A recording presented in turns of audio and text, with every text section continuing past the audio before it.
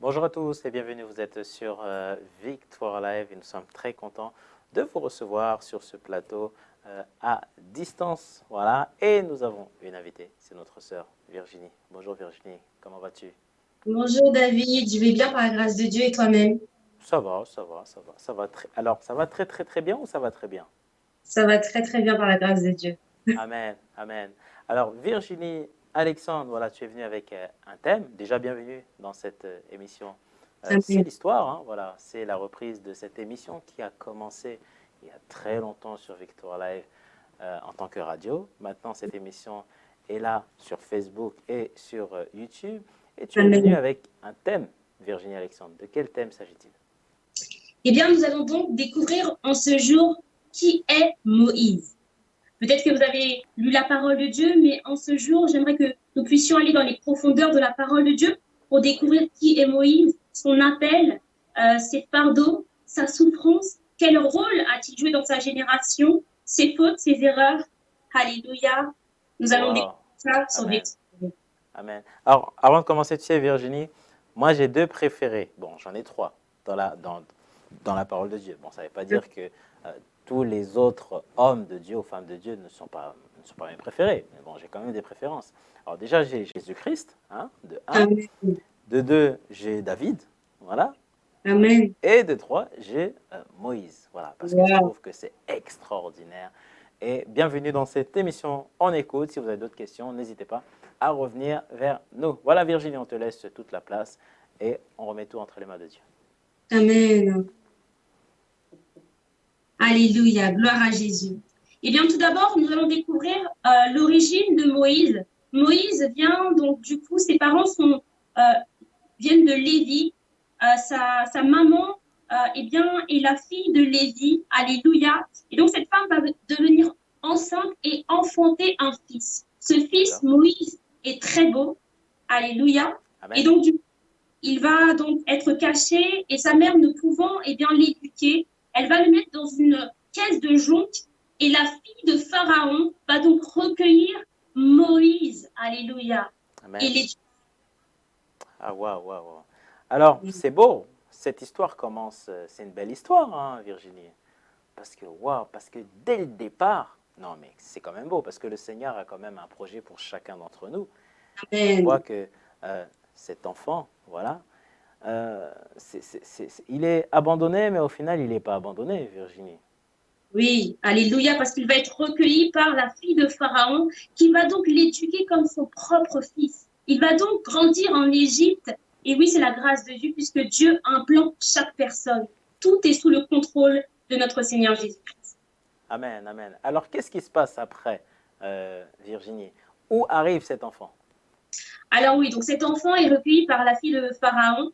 Et donc du coup, la sœur de Moïse, qui donc a suivi Moïse du regard, va proposer que la mère originelle de Moïse puisse allaiter Moïse. Et donc, eh bien, la maman de Moïse, la véritable maman de Moïse, va donc allaiter Moïse.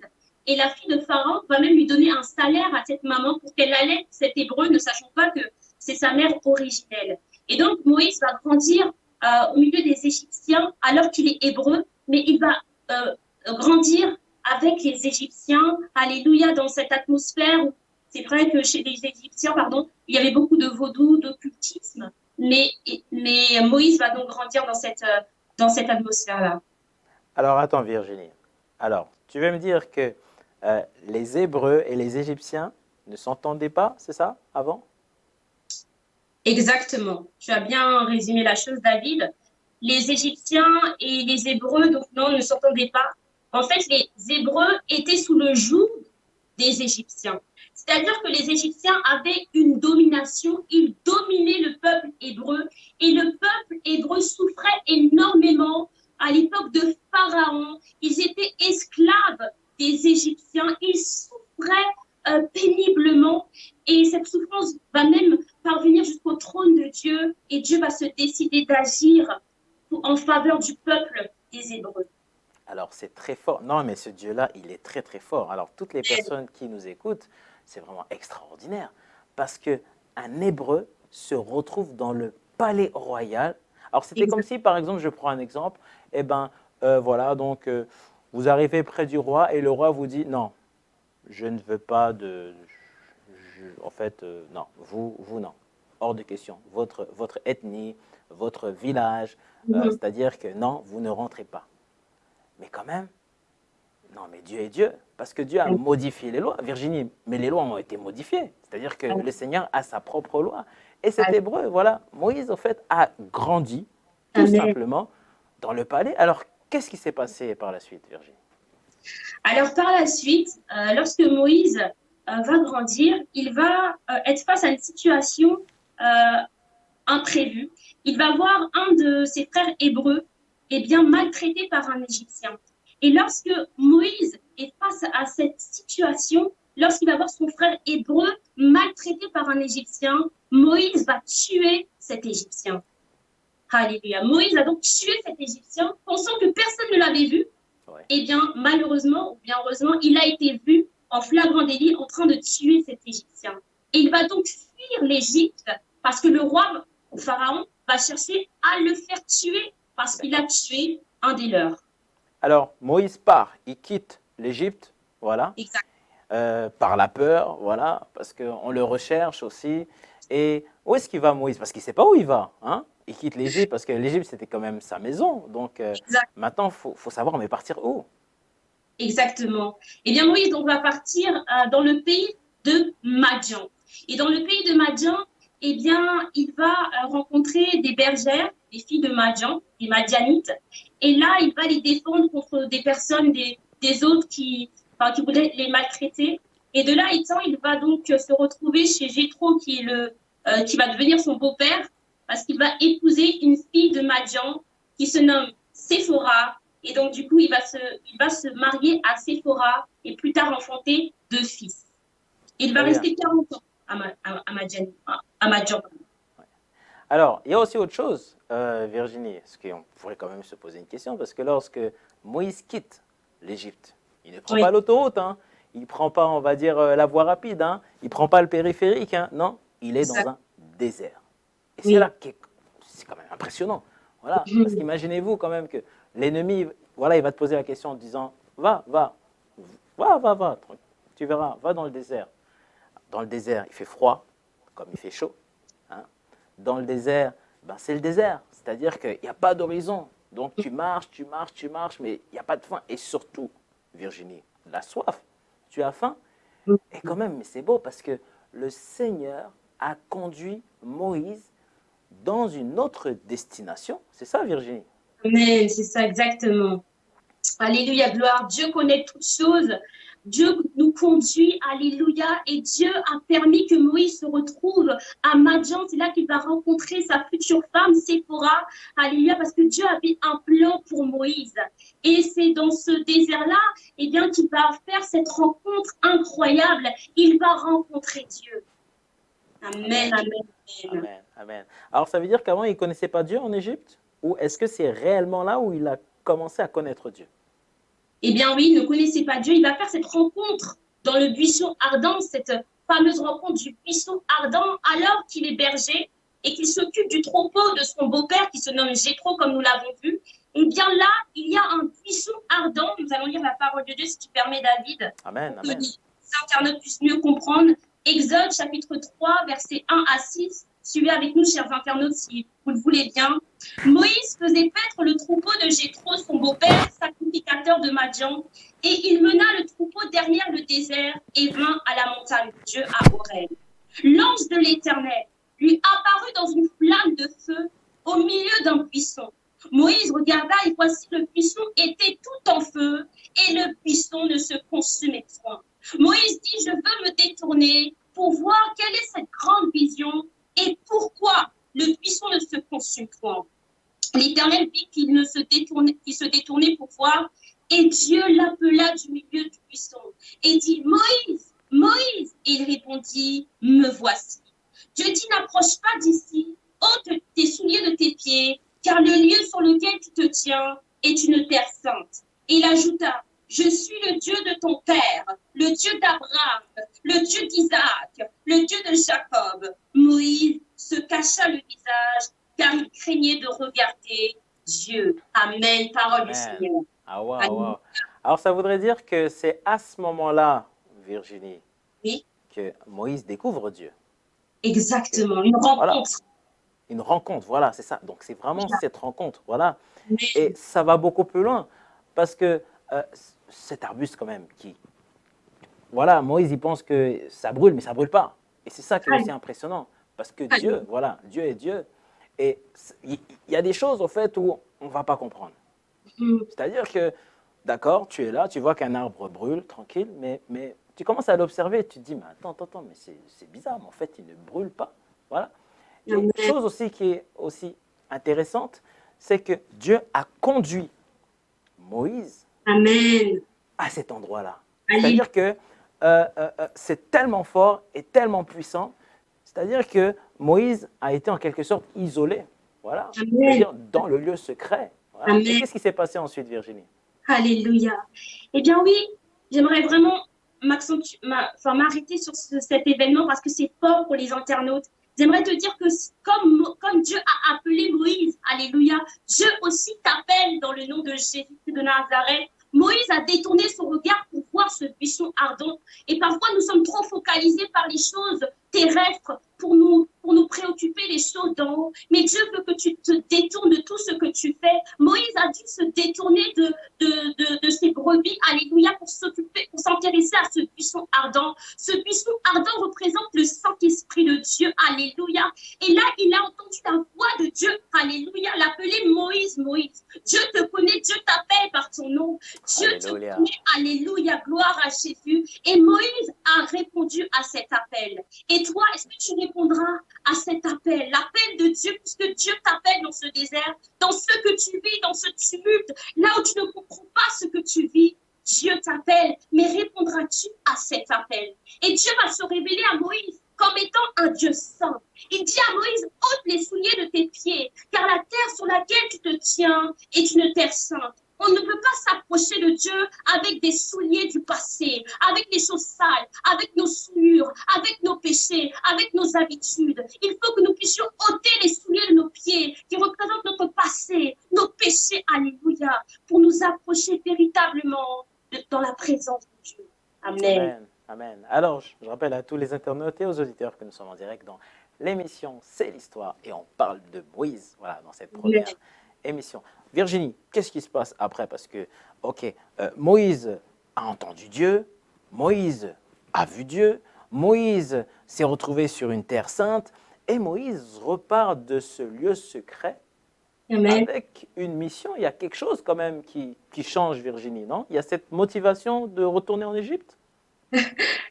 Eh bien, oui, Moïse, d'abord, pardon, Dieu va donc révéler à Moïse que, en fait, il a choisi pour délivrer le peuple d'Israël qui était sous le joug de Pharaon, sous le joug des Égyptiens. Et donc, il va lui dire, j'ai entendu les souffrances de ce peuple. Jésus voit la souffrance de son peuple. Et lorsque Dieu appelle un homme sur terre, quel que soit cet homme qu'il appelle, c'est en vue de l'élever, mais pour le salut des âmes, pour délivrer des âmes. Et Dieu a donc suscité un homme, Moïse, alléluia, pour délivrer le peuple d'Israël, parce qu'il avait vu la souffrance d'Israël. Et il dit, je suis descendu, alléluia. Mais Dieu n'est pas descendu. Il va envoyer donc Moïse, alléluia, comme un libérateur, comme un médiateur, afin de délivrer le peuple des Hébreux. Et donc Moïse va donc retourner en Égypte, mais avec la révélation de sa mission sur terre. Quelle est ta mission? Très bien, très bien. Alors, tu voulais ajouter quelque chose, Virginie, excuse-moi. Ouais. Oui, pardon, je voulais dire à un auditeur, est-ce que tu as la révélation de ta mission sur terre? Est-ce que tu as la révélation de l'appel de Dieu sur ta vie? Alléluia. Alléluia. Amen. Alors, ok, Moïse repart en Égypte. Amen. Alors là, c'est très fort. Amen. Parce que souvent, bon, on quitte les lieux, voilà, parce que c'est chaud, c'est très chaud. Et on va dans notre lieu secret. Le Seigneur nous parle et nous dit, non, retourne là-bas. Ah non, non, Amen. non, non, non, non, non, Seigneur. Ah non, non. Mais là-bas, ce qui se passe, c'est qu'en plus, eh ben, je suis, comment dire, ma photo est recherchée. Seigneur, tu me demandes de retourner là-bas, mais là-bas, on va me tuer. Non. Et en plus, Moïse continue à insister. Il parle avec Dieu. Il dit en plus, je n'ai pas la parole facile. Amen, Voilà. exactement. Alors, qu'est-ce qui se passe ensuite, Virginie? Exactement. Et bien, comme tu l'as si bien dit, David, c'est vrai que Moïse semble chercher des prétextes, des excuses à l'appel de Dieu. Il dit oui, j'ai la langue embarrassée parce que Moïse était bègue. Et il cherche des prétextes pour ne pas répondre à l'appel de Dieu. Et parfois, nous ressemblons un peu à Moïse. Parce que parfois, nous cherchons des prétextes. Nous disons non, Seigneur, tu vois, je suis timide. Ah, Seigneur, je ne peux pas faire ceci. Nous cherchons tellement de prétextes pour ne pas servir Dieu, pour ne pas répondre à l'appel de Dieu pour nos vies. Et pourtant, Dieu nous envoie. Si Dieu t'envoie, aie l'assurance que tout se passera bien. Donc oui, Moïse donc, va revenir en Égypte parce que Dieu va lui dire que ceux qui te recherchaient auparavant ne sont plus. Tu peux y aller, alléluia. Et il va donc Waouh! l'envoyer parler à Pharaon. Alors, Amen. quelle nouvelle quand même, hein? Parce que ceux Amen. qui recherchaient la peau, ceux qui recherchaient ta peau, hein, cher internaute auditeur, Amen. n'y sont plus. Ils C'est sont. qu'entre-temps, le Seigneur a travaillé et c'est extraordinaire, Virginie. Parce Amen. que, et c'est important d'aller dans le lieu secret. Voilà. Alléluia. Parce que pendant que toi tu communiques avec le Seigneur est en train de régler certaines affaires. Voilà. Amen. Alors Exact. il repart, voilà, donc il reprend, tu sais, cette autoroute, hein, donc le désert, voilà. Et il retourne en Égypte et ensuite qu'est-ce qui se passe, Virginie? Alléluia. Donc Dieu l'envoie donc parler à Pharaon. Et donc Dieu va donc Moïse, pardon, va donc parler à Pharaon. Alléluia, gloire à Jésus-Christ. Nous allons lire dans Exode, j'aimerais lire Exode chapitre 5, versets 1 à 5 pour mieux comprendre. Moïse et Aaron se rendirent ensuite auprès de Pharaon et lui dirent, ainsi parle l'Éternel, le Dieu d'Israël, laisse aller mon peuple pour qu'il célèbre au désert une fête en mon honneur. Pharaon répondit, qui est l'Éternel pour que j'obéisse à sa voix en laissant aller Israël? Je ne connais point l'Éternel et je ne laisserai point aller Israël. Ils dirent, le Dieu des Hébreux nous est apparu, permets-nous de faire 3 journées de marche dans le désert pour offrir des sacrifices à l'Éternel, afin qu'il ne nous frappe pas de la peste ou de l'épée. Et le roi d'Égypte leur dit, Moïse et Aaron, pourquoi détournez-vous le peuple de son ouvrage? Allez à vos travaux. Pharaon dit, voici, ce peuple est maintenant nombreux dans le pays, et vous lui feriez interrompre ses travaux. Donc en fait, dans ce que nous avons lu, eh bien, Pharaon s'oppose à la libération du peuple d'Israël. Alors, wow. Alors, c'est-à-dire tout ce que Moïse dit, Oui, Pharaon, c'est non. voilà. Hors de question. Voilà. Hors de Et il ne question. veut pas. Hors de question. Voilà. Exact. Donc Moïse quitte le palais, il revient, il fait des allers-retours, voilà. Mais Pharaon est déterminé, Virginie. Et c'est ce qui se passe des fois. L'ennemi, eh ben, en fait, c'est la même chose, voilà. Alors, moi, j'ai une question, Virginie, qu'on pourrait se poser. Parce que d'un côté, ok, Moïse, il va voir Pharaon, Pharaon lui dit non, et en plus, Pharaon rend plus difficile le travail des Hébreux. Alors ça, c'est dur, voilà. C'est très dur, parce que lorsque Moïse maintenant, eh ben, il retourne un peu, on va dire, eh ben, dans sa maison en Égypte, voilà, voir ses frères et ses sœurs. Et là, il n'a plus le soutien. Ça veut dire que oui, mais regarde, toi, ok, tu es venu, Dieu t'a parlé, mais tu t'en rends compte, eh ben, tu es parti voir Pharaon, et à cause de toi,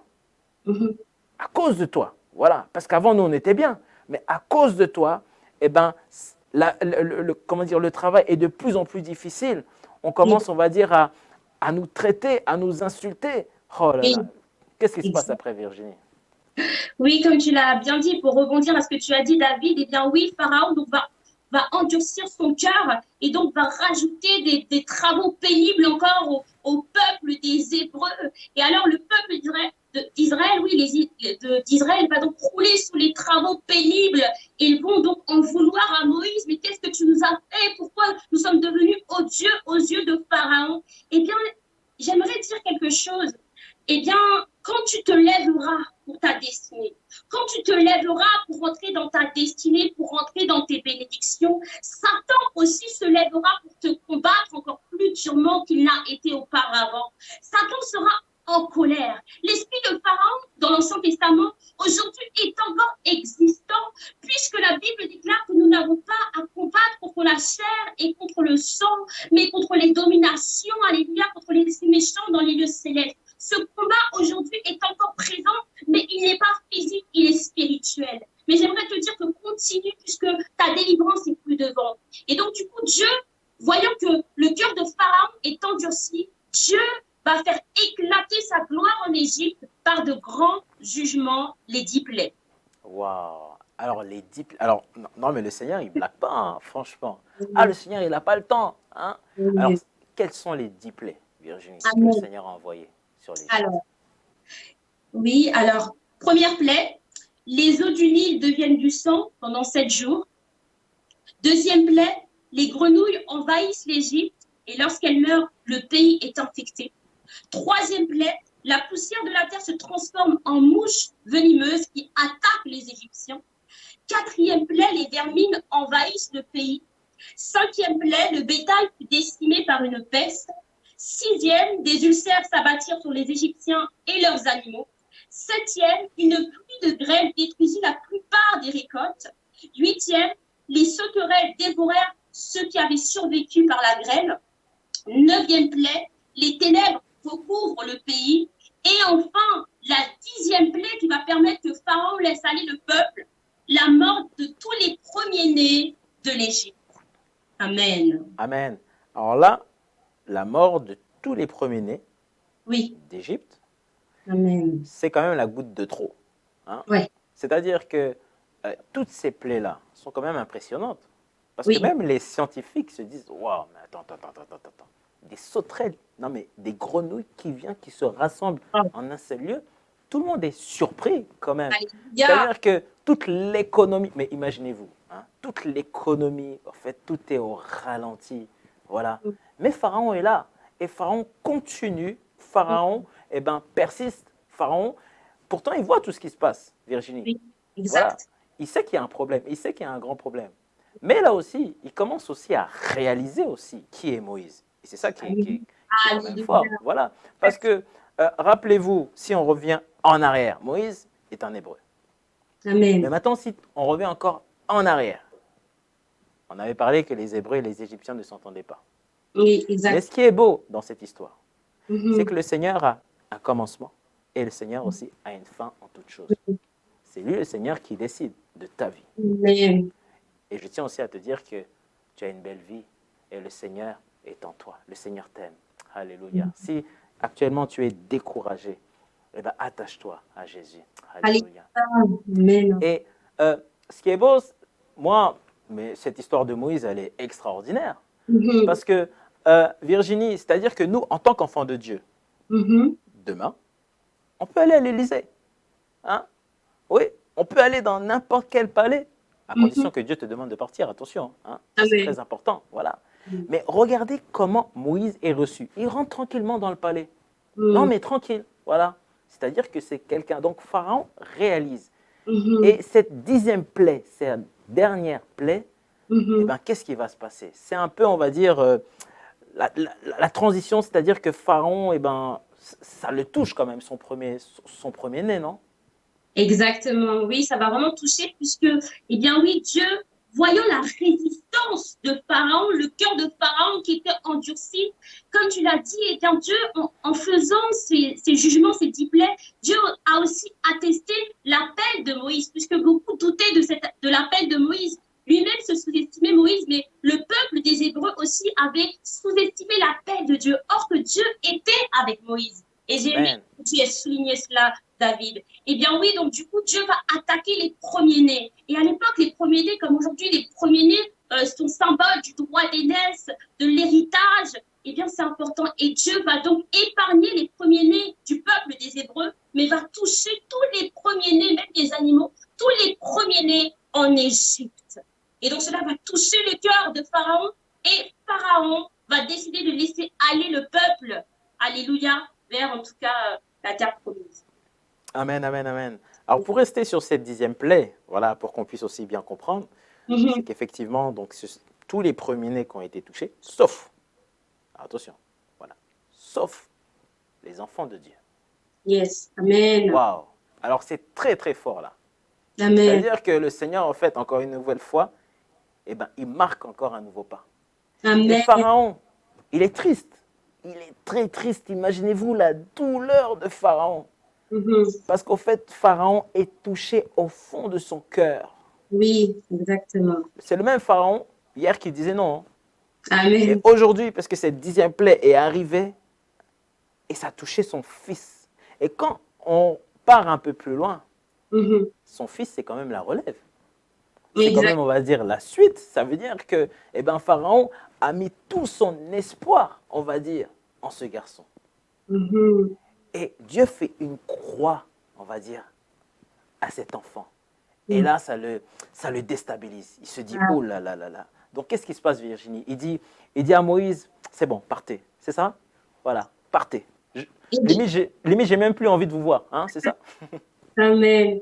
Eh bien oui, laisse aller le peuple d'Israël qui avait souffert pendant tant d'années sous le joug de Pharaon. Et donc Dieu permet cela pour que Pharaon les laisse aller. Et le peuple d'Israël, alléluia, eh bien, on va être délivré, libéré après la souffrance. J'aimerais encourager quelqu'un qui est dans l'affliction. Peut-être que cela fait des années, alléluia, que tu vis sous l'oppression de Satan. Peut-être que cela fait 10 années que tu es persécuté,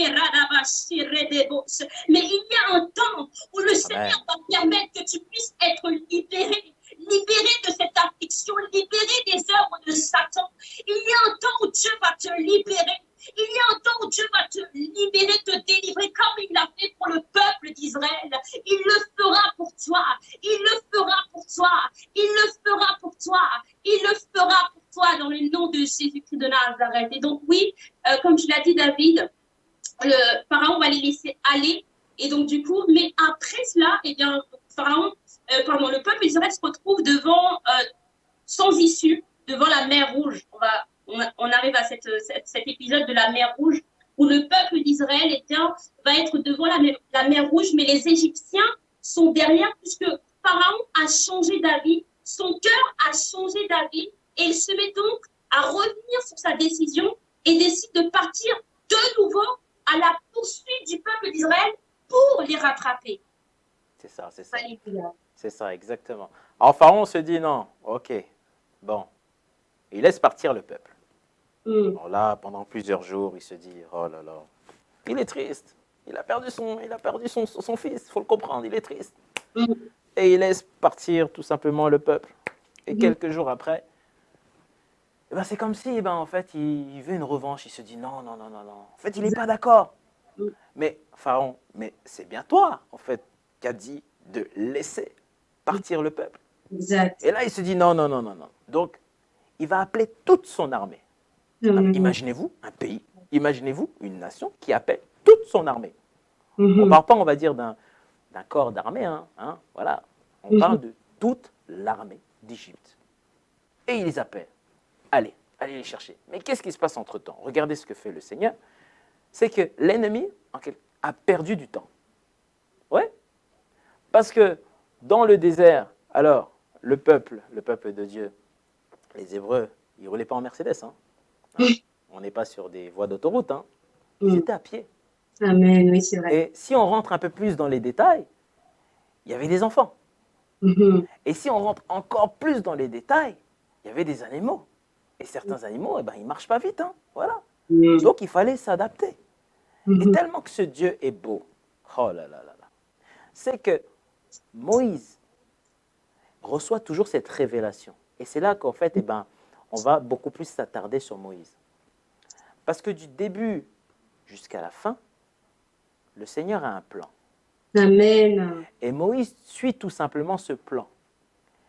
Et on va remarquer que les frères et les sœurs qui étaient, on va dire, en train de suivre Moïse, se sont dit, ok, waouh, on est sorti d'Égypte. Mais plus ils sont en train d'avancer, et plus, en fait, ils commencent à voir la difficulté. Ils ne comprennent pas Moïse. Moïse, on a faim. Moïse, on a soif.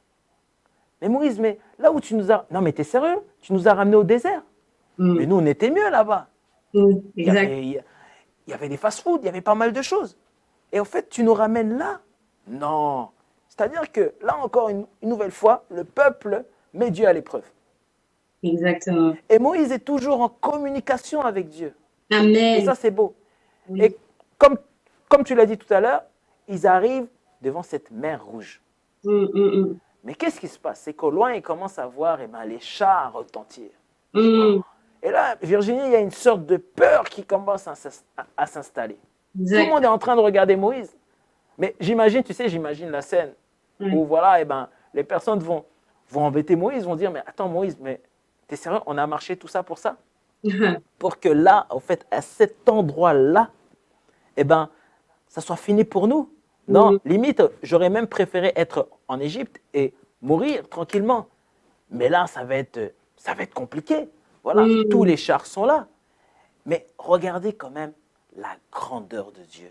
Moïse est en train de marcher avec son peuple. Amen. Il n'y avait pas de lampadaire dehors. Il y avait ce feu, en fait, cette nuée de feu, en fait, qui conduisait le peuple quelque part. Dieu a un avenir pour toi. 1, 2, 2. Et bien là, lorsque le peuple arrive à cette mer rouge, il y a une épreuve. Dans le désert, il y a eu plein d'autres épreuves. Il y en a qui ont perdu la foi. Il y en a, en fait, tu vas remarquer, Virginie, il y en a beaucoup qui ont perdu la foi. Oui. Mais Moïse, il continue à insister. Amen. Il avançait, il avançait, il avançait.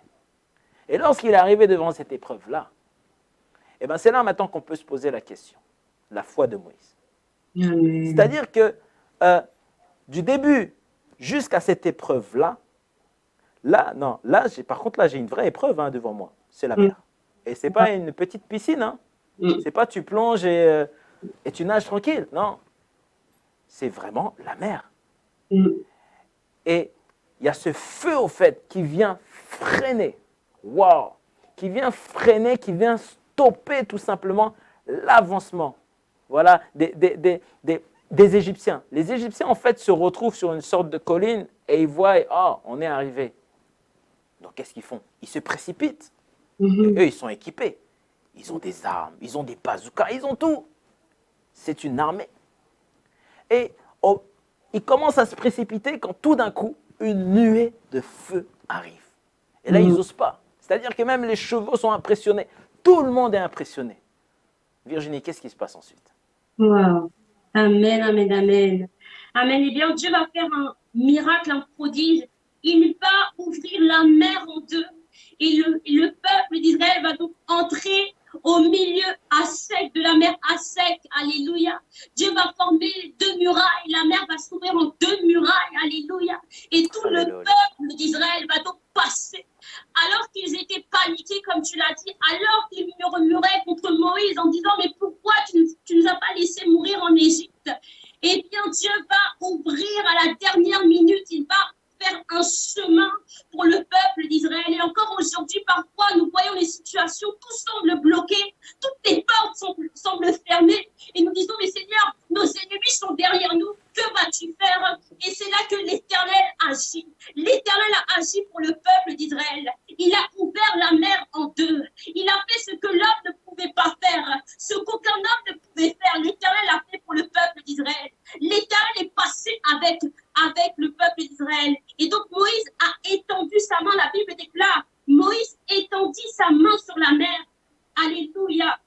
Alléluia. Il a étendu sa main et les eaux se sont ouvertes. Mais il a étendu également sa main sur la mer. Les eaux reviendront sur les Égyptiens, sur leurs chars et sur leurs cavaliers. Moïse étendit sa main sur la mer. Et vers le matin, la mer reprit son impétuosité et les Égyptiens s'enfuirent à son approche. Mais l'Éternel précipita les Égyptiens au milieu de la mer. Exode chapitre 14, versets 26 et 27. Amen. Amen, amen, amen. Alors moi, là, comment dire, ce passage-là, ça m'a toujours marqué. Wow. Parce que tu sais, lorsque tu vas au cinéma, Virginie, tu regardes des films tranquillement et au fait, tu es surpris, tu vois. Mais là, c'est pas que tu es surpris. Là, tu restes à genoux. Wow. La mer. Oh. Alors, c'est vraiment extraordinaire. Voilà. Le Seigneur ouvre tranquille Alléluia. la mer. Voilà. Amen. Ça veut dire que personne dans le peuple pensait à ça. Même dans un film de science-fiction, Voilà, et même, je pense que même les réalisateurs, mais en fait, ils auraient aimé être, on va dire, les réalisateurs de films, hein, ils auraient aimé être là, on va dire, dans cette période-là, à ce moment-là, en se disant, non, mais ça, c'est notre plus beau scénario. Le Seigneur ne fait jamais les choses à moitié. Amen. Et lorsque cette flamme, voilà, eh ben, part, eh ben, les soldats sont en train de regarder. Et limite, ils sont en train de se regarder, ils se disent, mais attends, mais cette histoire, c'est pas fini. C'est-à-dire qu'ils regardent la mer, ils sont en train de se regarder, ils se disent, mais attends, qu'est-ce qui se passe? Et Pharaon, il est déterminé. Il envoie tout le monde. Alors, il ne cherche pas à comprendre. Hein. Il se dit, puisque ils sont passés, ben, nous aussi, on va passer. Hein. Bien sûr. Voilà. Donc, qu'est-ce qui se passe? Donc, cette armée, en fait, est propulsée et va, mais sans le savoir, que l'ennemi est en train de rentrer. Vous savez, tu sais, lorsque tu conduis, Virginie, il y a plusieurs panneaux. Tu as des panneaux stop, tu as des panneaux, voilà, en fait, qui t'avertissent sur le virage. Mais tu sais, il y a un panneau où tu n'as pas le choix. Voilà. C'est le sans issue. Le sans issue, ça veut dire que ne cherche pas. Hein. Voilà. Ok, bon, là, tu rentres sur même si tu vois le panneau sans issue, tu te dis, j'y vais quand même. Mais à un moment, eh ben, tu t'arrêtes, hein, parce qu'il n'y a pas d'autre issue. Et le Seigneur a mis tout simplement un sans issue à l'ennemi. Et c'est ce que le Seigneur fait à toutes les personnes qui te recherchent. Alléluia. À toutes les personnes qui en veulent à ta vie. Alléluia. C'est-à-dire que on pourrait aussi se poser la question, voilà, et ça on verra ça peut-être dans une autre émission. Comment ça se fait que Pharaon, eh ben, il a toujours eu le cœur dur. Dieu a aussi joué aussi un jeu. Dieu a aussi permis que Pharaon arrive, on va dire, à la 10e plaie pour pouvoir, entre parenthèses, se réveiller. Amen. Il aurait très bien pu se réveiller, on va dire, sur la première plaie. Non. Exact. Mais Dieu aussi a travaillé aussi. C'est-à-dire que Dieu laisse aussi la place à l'ennemi. Mais, il y a toujours un mais. Quelle est ta détermination? Quelle a été la détermination en fait de Moïse? Moïse a continué à suivre à la lettre ce que le Seigneur lui a demandé. Amen. Même autour de toi, on va te dire non, retourne, parce que là, non. Moïse, on n'a pas de bateau. Là, il n'y a pas de bateau. Moïse, ici, ce n'est pas un truc de croisière, non. Mais Moïse, il est déterminé. Il se retrouve devant cette épreuve. Il lève les mains à Dieu. Waouh, il s'adresse au Père. Et le Père écoute. Ça veut dire que Dieu nous écoute. Amen. Nous avons un Dieu qui est au-dessus de tout. Tu sais, Virginie, lorsque tu chantes « Dieu est bon, Dieu est bon », alors il faut réaliser que Dieu est bon. Amen. C'est facile de le chanter quand tout va bien. C'est vrai. Mais c'est dans l'épreuve, et c'est là aussi que Dieu te teste. C'est-à-dire que quand le peuple est arrivé à cette épreuve-là, ça a été aussi une façon aussi de Dieu de pouvoir tester le peuple, mais aussi tester Moïse.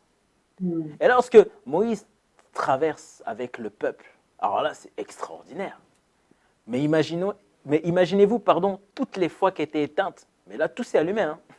C'est-à-dire que si ta foi elle était, on va dire, à moins 15%, moins 100%, le fait que tu vois déjà que la mer se lève, alors là ta foi elle est 100%. Là tes batteries sont directement rechargées.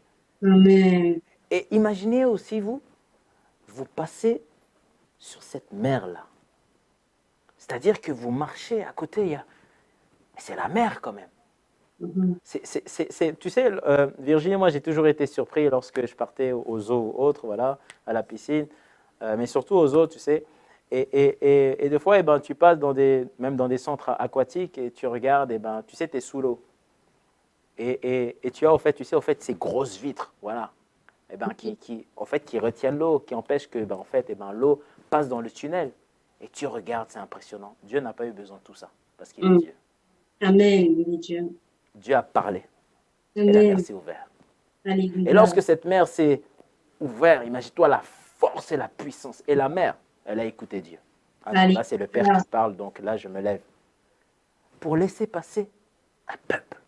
Amen. Un tout petit peuple qui passe entre des eaux étroites. Mais imagine-toi, Virginie, le chemin bien tracé, même un architecte.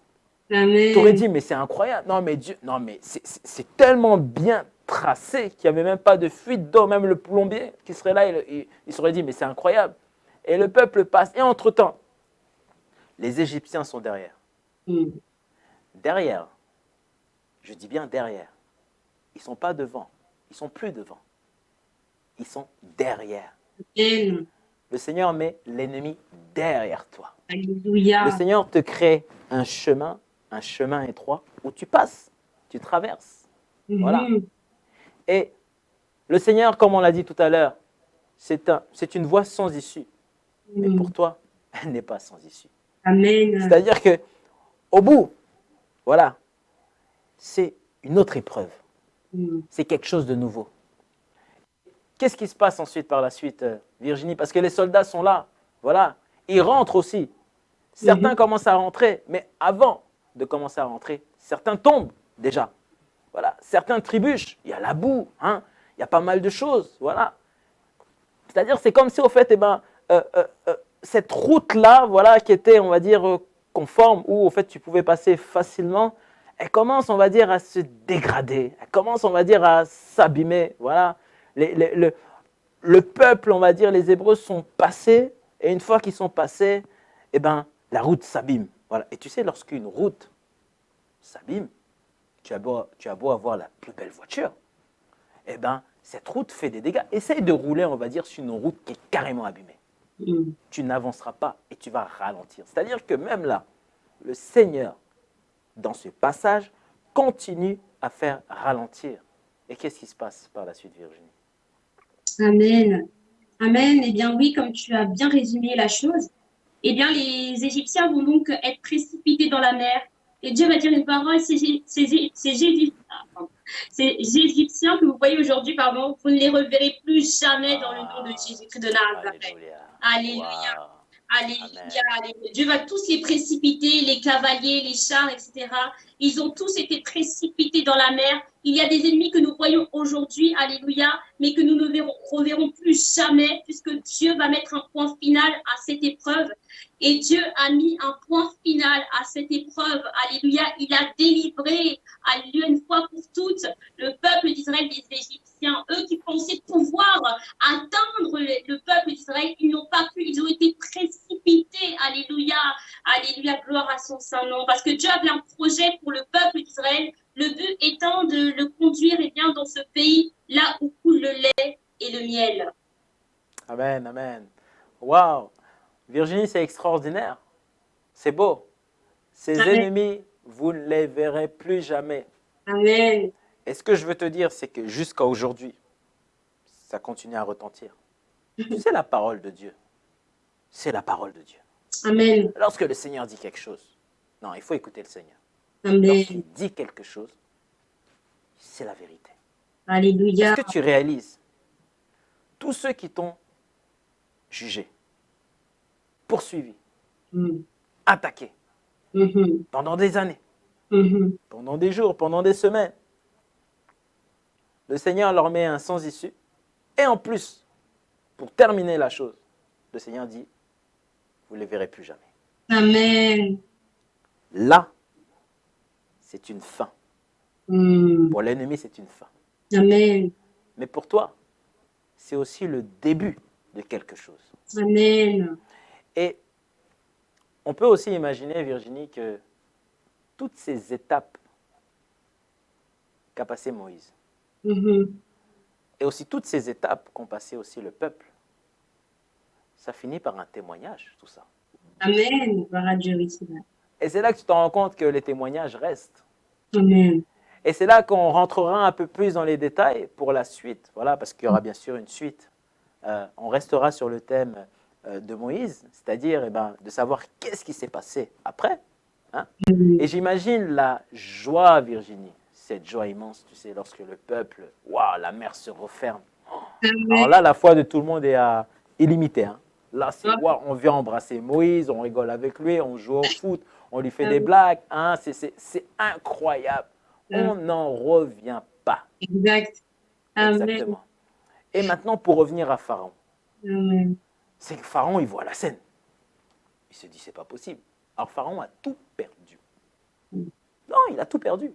Il a perdu, rappelez-vous, son premier-né. Et là, il a perdu encore quelque chose encore de, je dirais, quand même plus cher. Hein, parce qu'un pays a besoin d'une armée, et d'une bonne armée. Et l'Égypte, ce n'était pas n'importe quelle armée, hein, c'était une grande armée. Il avait quand même, on va dire, des chars, il avait quand même beaucoup de choses, voilà, beaucoup de soldats à son service. Là, il n'a plus rien. Il n'a plus rien. Non seulement il n'a plus rien, mais non seulement il voit la scène. Mais on pourrait aussi se poser aussi une autre question, Virginie. C'est OK, il se retrouve seul. Pharaon se retrouve seul. On parle bien de Pharaon, c'est-à-dire, ses grands palais. C'est lui qui avait cette autorité qu'il avait. C'est lui qui décidait. Et là, on se dit, waouh, le Seigneur, vous savez, le Seigneur est grand. Amen, il est grand. Alléluia. Pour qu'il puisse dire à la mer de se lever, il n'y a que Dieu. Amen. Pour qu'il puisse dire au soleil de se lever et de se coucher. Regarde jusqu'à maintenant. Covid ou pas Covid, hein, le soleil continue à se lever. Alléluia. Continue à se coucher. Alors, est-ce que tu as d'autres choses, Virginie, à ajouter? Alléluia. Ce que j'aimerais ajouter, c'est que oui, comme tu l'as dit, le peuple d'Israël a même chanté un cantique à la gloire de Dieu après cette grande victoire. Et j'aimerais dire à quelqu'un que Dieu va te donner un cantique nouveau sur tes lèvres afin de lui rendre gloire pour le miracle qu'il s'apprête à faire dans ta vie, dans le nom de Jésus-Christ de Nazareth. Toi qui as tout abandonné pour le suivre, comme le peuple d'Israël l'a fait, toi qui as écouté ses commandements comme Moïse l'a fait, eh bien Dieu va ouvrir un chemin pour toi. Alléluia, le peuple d'Israël s'était crié, Exode 15, l'Éternel est ma force et le sujet de mes louanges. C'est lui qui m'a sauvé, il est mon Dieu. Je le célébrerai, il est le Dieu de mon Père, je l'exalterai. L'Éternel est un vaillant guerrier, l'Éternel est son nom. Il a lancé dans la mer les chars de Pharaon et son armée. Ses combattants d'élite ont été engloutis dans la mer rouge. Les flots les ont couverts. Ils sont descendus au fond des eaux comme une pierre. Alléluia. Ta droite, ô Éternel, a signalé sa force. Ta droite, ô Éternel, a écrasé l'ennemi par la grandeur de ta majesté, Redébos. Tu renverses tes adversaires. Tu déchaînes ta colère. Elle les consume comme du chaume. Alléluia. Au souffle de tes narines, les eaux se sont amoncelées. Les courants se sont dressés comme une muraille. Les flots se sont durcis au milieu de la mer. Alléluia. L'ennemi disait, je poursuivrai, j'atteindrai, je partagerai le butin. Ma vengeance sera assouvie, je tirerai l'épée, ma main les détruira. Tu as soufflé de ton haleine, la mer les a couverts. Ils se sont enfoncés comme du plomb dans les profondeurs des eaux, etc. Gloire à Jésus, gloire à son Saint-Nom, alléluia, gloire à l'Éternel. Alléluia, alléluia. Waouh! Que toute la gloire soit à Dieu. Merci Virginie d'avoir participé à cette émission. Voilà, c'est l'histoire et on va rester bien sûr sur cette deuxième partie en parlant de Moïse parce qu'on va voir qu'est-ce qui s'est passé après. Est-ce que le peuple a continué à avoir une foi à 100% ou est-ce que c'était des fois ça va, des fois ça va pas, hein? Parce que le peuple aussi s'est dit ok, mais maintenant on va où? Voilà, maintenant on va habiter où, hein? Qu'est-ce qui se passe? Donc voilà, on reparlera de cette belle histoire. Mais Virginie, merci beaucoup. Alors où est-ce qu'on peut te suivre sur les réseaux sociaux? Parce qu'il me semble aussi que tu es sur Facebook, hein? Tu peux nous confirmer? Amen, exactement. Vous pouvez me retrouver par la grâce de Dieu sur Facebook, sur la page Virginie, servante de Jésus. N'hésitez pas à suivre les vidéos ou les textes que le Saint-Esprit de Dieu me met à cœur. Alléluia, tout est pour la gloire de Dieu. Encore merci Victoire Live et David pour cette invitation sur C'est l'histoire de Moïse. Alléluia, que Dieu vous bénisse. Au nom puissant de Jésus, gardez espoir, gardez la foi dans le nom de Jésus. Même si le peuple d'Israël a continué à murmurer contre Dieu, Dieu est un Dieu de grâce, de miséricorde. Alors, ce qui compte dans ce désert par lequel tu passes, c'est ton attitude. Nous allons le voir dans la deuxième partie, ton attitude dans le désert. Amen. Amen. Alléluia. Voilà, quant à nous, on rend l'antenne, on se retrouve demain voilà, pour d'autres lives. N'oubliez pas, bien sûr, de soutenir le ministère Victoire Live, voilà, le mystère a besoin de dons pour pouvoir évoluer, pour pouvoir grandir. On a été bénis. Voilà, on remercie vraiment le Saint-Esprit, voilà, qui nous a bien sûr enseigné, parce que quel enseignement. Voilà, je vous rappelle que d'ici quelques minutes, vous pourrez donc retrouver le live sur YouTube et que toute la gloire soit rendue à Dieu. Tu n'es pas n'importe qui. Hein? Voilà, allez, ciao, ciao, à plus. Amen. Au revoir.